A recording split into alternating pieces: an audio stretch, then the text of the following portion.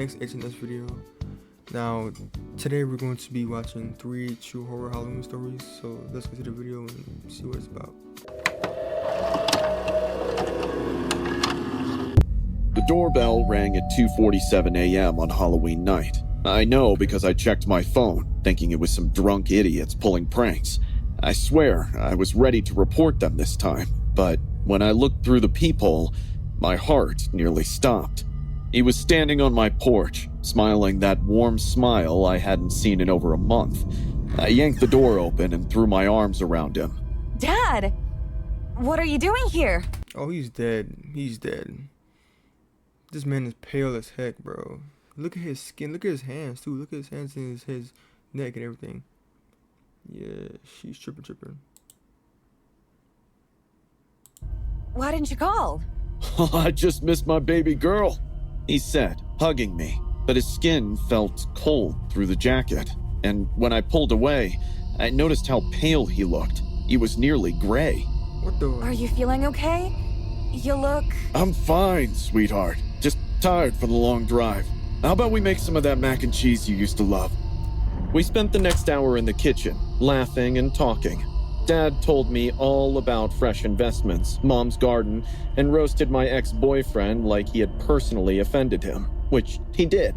But even through the normalcy, I could feel it in the air. Something was off about him. Yeah, Dad kept glancing towards the windows, and every time a car drove by, his whole body would tense up. Dad, seriously, what's wrong? You're acting weird. There's nothing wrong, Princess. Suddenly, the doorbell went off. Dad's face went white as a sheet, like someone had drained all the blood from his body. Don't answer that, he said, before I could step down from the stool. What? Why not? It's probably some drunk... Whoever's out there wants to hurt you bad. Don't go near that door, Camilla. The doorbell rang again, and this time it didn't stop ringing. Suddenly, there was pounding and rattling, as if someone was trying to pull the door off its hinges. Whoever it was, they were extremely desperate to get in. Dad, lay low! I'm calling the cops! They won't make it in time. Go to the basement, now! What? I'm not leaving you alone to... Before I could finish the sentence, the living room window exploded. Glass shards flew everywhere as this guy in a torn hoodie climbed through, holding a crowbar that caught the light like a blade. His eyes were wild, darting around the room like a cornered animal. Nobody moves! He screamed, waving the crowbar. I just need a place to hide! Before I could react, Dad grabbed my arm and shoved me toward the basement door. His grip was impossibly strong. He pushed me so hard I stumbled down the first few steps. The basement door slammed shut behind me, and I heard the loud click. Dad! Dad! I pounded on the door, but it wouldn't budge. What happened next was the worst 20 minutes of my life. I lay slumped against the door, listening to hell break loose above me. Furniture crashed against walls. Glass shattered. I could hear Dad shouting, then the intruder screaming back. My whole body was shaking. All I could think about was that crowbar in the guy's hand and my dad up there alone. Dad was 52, had a bad back from years of construction work, and this maniac looked young and desperate. What if he killed him? What if I were listening to my father die and couldn't do anything to help? Please, God. Please don't let him hurt my dad. I whispered over and over, tears streaming down my face. The sounds got worse. There were even more crashes, something that sounded like a body hitting the wall. I pressed my hands over my ears, but I could still hear everything. Then came that ear-piercing shriek that made my blood freeze. It didn't sound human, more like an animal being slaughtered. It went on forever before cutting off into dead silence. I don't know how long I sat there in the dark, shaking and crying before I heard sirens. The police had to break down the basement door because somehow it had gotten jammed. Are you hurt? The first cop asked, helping me up the stairs. Outside, the living room looked like a war zone. Furniture was overturned. There was glass everywhere and blood splattered on the walls. They found the intruder curled up in the corner, rocking back and forth and babbling about fiery spirit. Whoa. He broke into the gas station down the street first, one of the officers explained. Then came here looking for somewhere to hide. Lucky you were smart enough to hide in the basement. Probably saved your life. Dad! Where's my dad? Where is he? I sobbed. The cops looked confused. Your dad? Ma'am, there's no one else here. But he was here! We were talking in the kitchen and when that guy broke in. Ma'am, we've searched the whole house. You're the only one here. That's when my phone rang. It was Mom. Camilla, we've been trying to call you. Your father. He had a heart attack at work tonight. I knew he was dead, bruh. Bro, that made sense, bro. Like, why was he so pale? Bro, I knew it. I called it. Cause like, bro was so pale too. Like, bro. His neck was pale. Hands were pale. Yo, wait, did he die or something? He's gone, baby. I knew, yep. Yeah. He died at 1:30. The phone slipped from my hands, bro. clattering on the floor. 1:30 a.m., an hour and 17 minutes before he'd shown up at my door. Yeah, The cops were staring at me now, probably thinking I was in shock. One of them picked up my phone and handed it back to me. Your mother wants to talk to you, he said gently. I looked around the destroyed living room, at the blood on the walls, at the intruder still muttering about seeing a dead man. He came to protect me. I gulped. Even in death, Dad had kept his promise to always be there when I needed him. The intruder was still raving about the ghost he'd seen, about how the old man had appeared out of nowhere with eyes that looked right through him. The cops thought he was having a psychotic break, but I knew better. Dad had come home one last time to save me. Dads will do anything for their kids, and not even God can intervene. Bro, I'm not gonna lie, bro. I already knew he was dead because he was too pale, first of all. Two, stories like these happen in real life also, so yeah. It's kind of like strange, you know?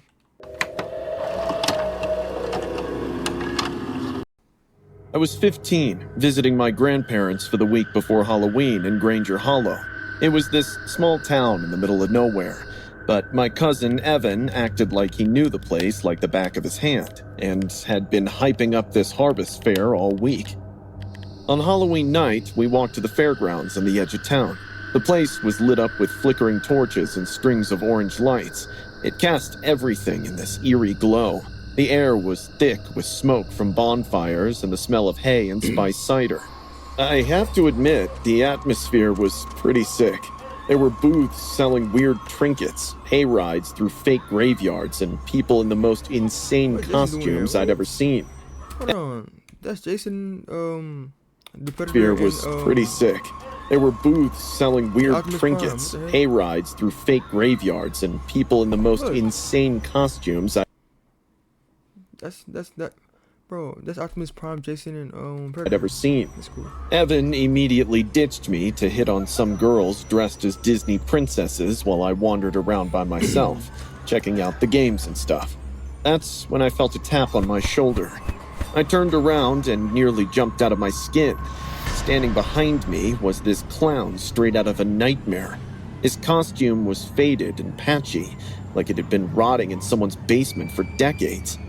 The makeup was thick and cracked, with this painted-on smile that was way too wide, while his eyes were these pale blue things that seemed to track the number of times I blinked. He was holding out a piece of candy, some kind of corn syrup thing wrapped in clear plastic. Ew, bro. But the wrapper Go was away. covered in cat hair and dust, like he'd pulled it out of a garbage can. "Want some candy, kiddo?" he offered, grinning.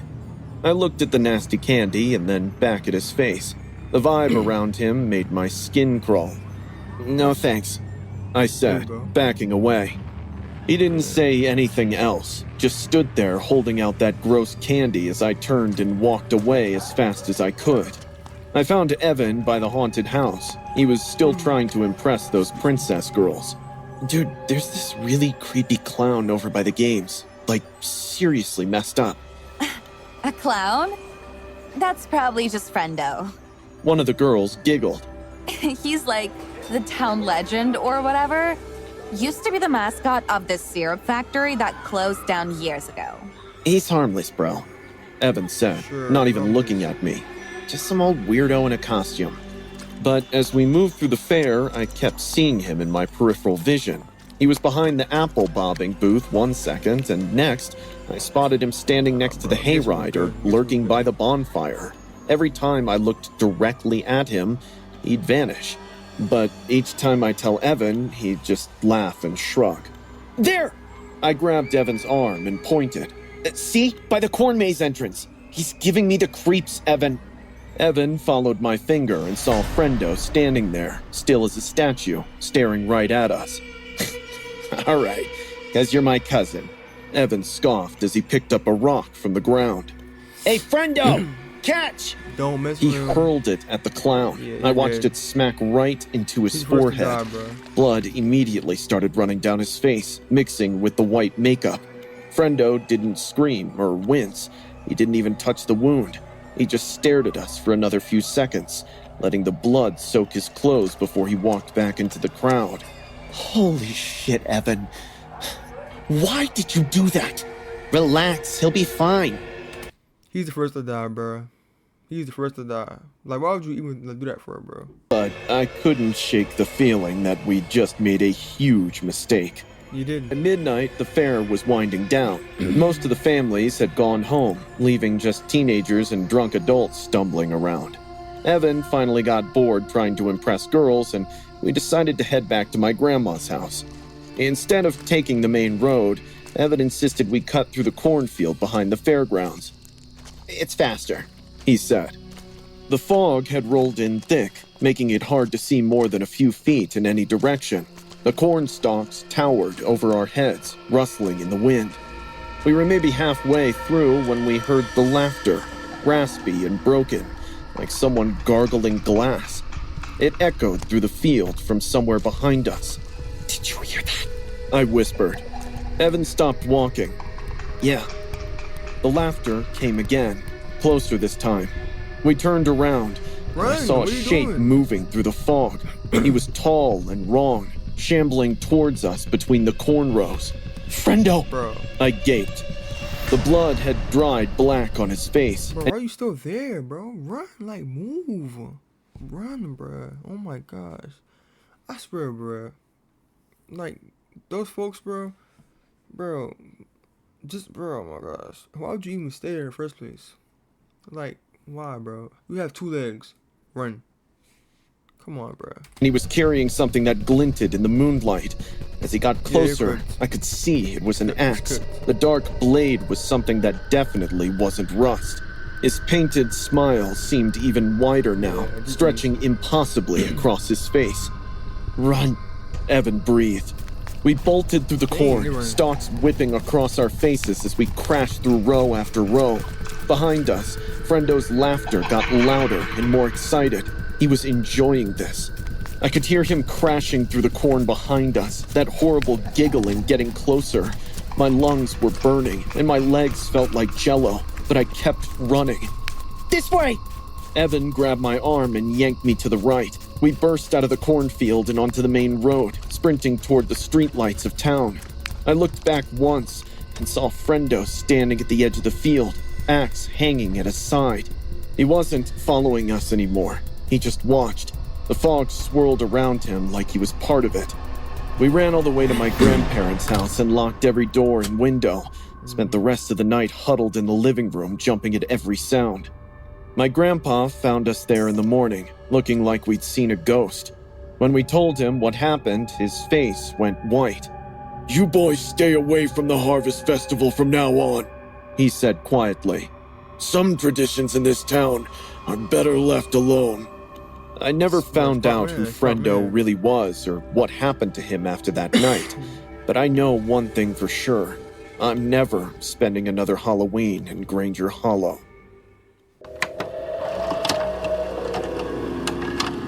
Kyle dragged me to this Halloween party against my will, even when he knew how much I hated parties, crowds, and all that pretending. Julia's gonna be there, he said with this wink as he walked over. My stomach dropped. Why the hell would you tell me that now? Come on, man, she's cute and obviously into you. Into me was putting it lightly. Julia had been stalking me for months. It started when I made the mistake of being polite to her at a Starbucks. Next thing I know, she's showing up everywhere I go and leave this creepy stuff behind. Dead birds wrapped in black cloth, jars filled with dirt and hair. When I told her to back off, she just smiled and said she'd come around once the moon was right. The girl was totally unhinged, but I couldn't let her dictate my life. I told myself I'd enjoy the party, and I did, until I saw her again. She was across the room, dressed like Aunt Gladys from the movie Weapons. She had makeup that looked like skin rotten in place. It was gray, cracked, and clung to bone. Her eyes were sunken deep, and she had put red contacts on that glowed like coals under the dim light.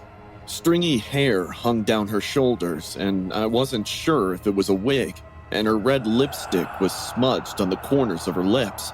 I tried to ignore her, engaging in conversations with other people, but I still could feel her eyes on me wherever I went. At around midnight, she cornered me by the kitchen. Dance with me, Eric. She purred in this raspy voice. Just Bro, stay away. You can't fight what's meant to be. You're crazy. Get help. She scrunched her nose, but backed away. I could see her lips moving like she was muttering to herself. I didn't stick around. Kyle was too drunk to notice, so I slipped out quietly and headed home alone. 3 blocks from my... First mistake, bro. That was his first mistake. Going alone. The street light ahead started flickering. I brushed it off and kept walking. But just as I turned the corner, there she was, still in that Aunt Gladys costume with same rotting makeup and stringy hair. But instead of the red contacts, now her eyes were pitch black. Not just the pupils, the whole thing. Like someone had poured ink into them. We need to finish this. She said, "There's nothing to finish. Leave me alone." I tried to walk past her, but she grabbed my wrist. Her skin was ice cold, and her grip was strong enough to bruise. She lunged forward and grabbed a fistful of my hair. Pain shot through my scalp as she yanked hard enough to rip strands out by the roots. "Hey, what the heck are you doing?"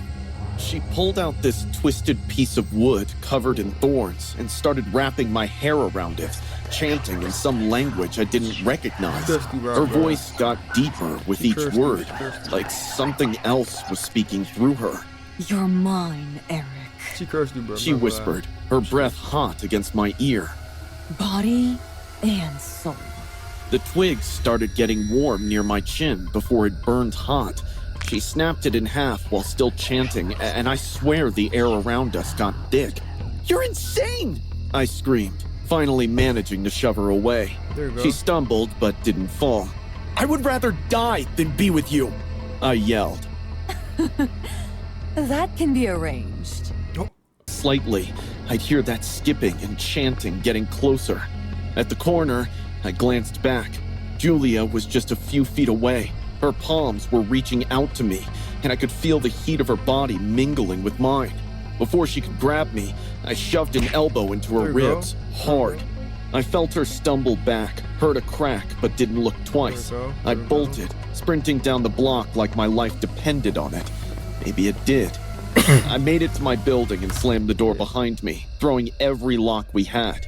I barely slept that night. Every time I closed my eyes, I could see Aunt Gladys smiling at me. The next morning, Kyle gave me the news. They'd found Julia unconscious on the sidewalk around 3 a.m. with a severe head injury. She was in the hospital, but couldn't remember anything, not even her name or where she lived. "Weird thing is," Kyle said, "there was all this hair scattered around where they found her, human hair, and some kind of burned wood." I touched the sore spot on my scalp where she'd ripped out my hair. The doctors said Julia's memory loss might be permanent. Part of me feels bad about pushing her, but mostly I was relieved. If she couldn't remember me, maybe the nightmare's over. Alright, guys, that was the video for today. These were some good stories, you know. These were very detailed and everything. So make sure you turn on post notifications, like, and subscribe, share the video, and I'll see you in the next one.